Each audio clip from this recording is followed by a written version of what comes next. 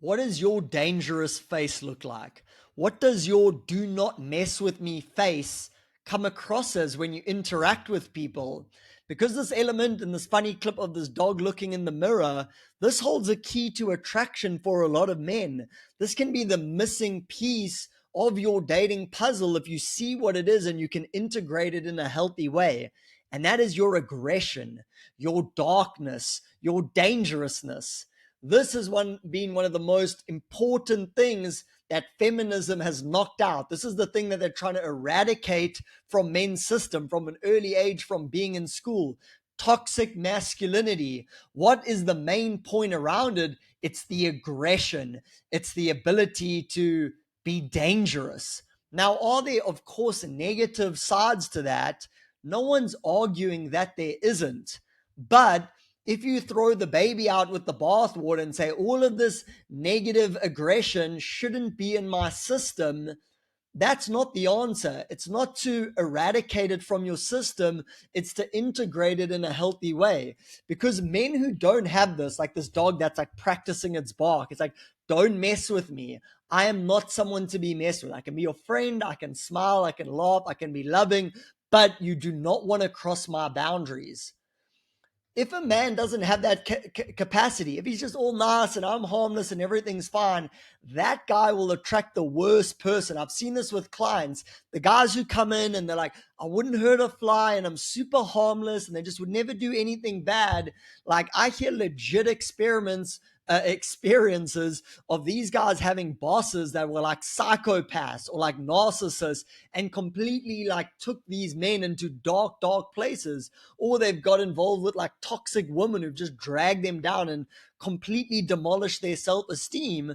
But they also have to take ownership and responsibility for being in that situation, because without having that nasty side, that dark side, that don't mess with me side, you tolerate and accept that behavior. You've basically got a big sign above your head for all the narcissists and the psychopaths out there saying, please, I'm an easy target.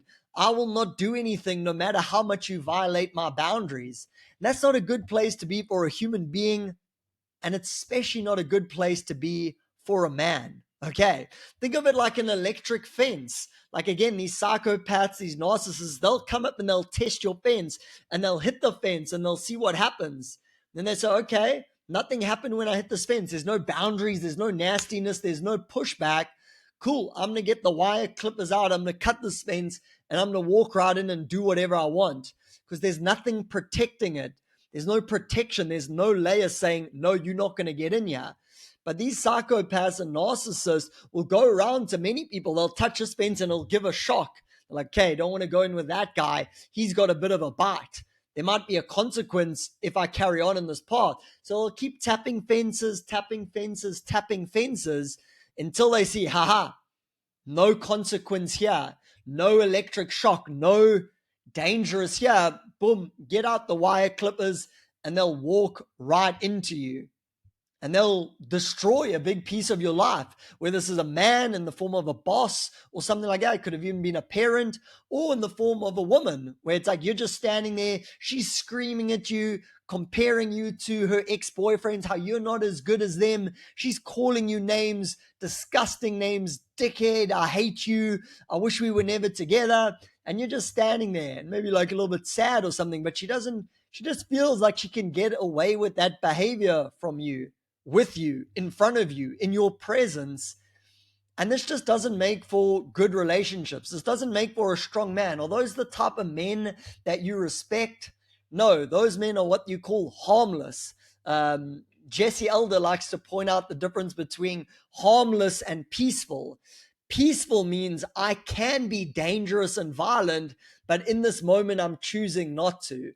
That's a sense of peace, where people will confuse that and compare that with harmlessness, where it's like, I'm not even capable of being dangerous, but I'm just, no, I just don't like violence. I'm just always this nice, but there's no choice. You're not choosing to be harmless. That's your only option because of all the conditioning you've been piled under. And that's not a very productive place for a man to be, because what happens is nice guys, the aggression has to go somewhere. It doesn't actually evaporate when you try to put on the facade of like, I'm not angry, I'm not aggressive, I'm not dangerous. It goes into your shadow. So this is why nice guys, they're not aggressive, but they're passive aggressive.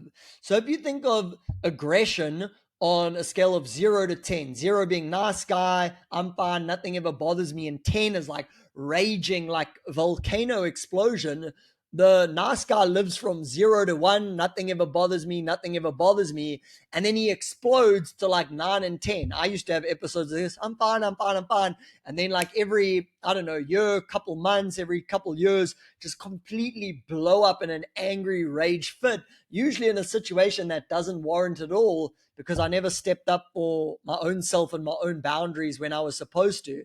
So instead of being like 0 to 1, 0 to 1, all the way to 9 to 10, start to maneuver more in the 3 to 4 to 5 range, where it's not this overblown rage and aggression, but it's not just this polite nodding and yes man. It's like the dog in the mirror. Practice your growl, practice your angry face, your scary face, the I'm not someone to be messed with face, because it lives in you. We all have that to some degree. You might not be like that all the time. I'm not saying you to be violent and go beat people up in the street or anything, but you got to have that side to you.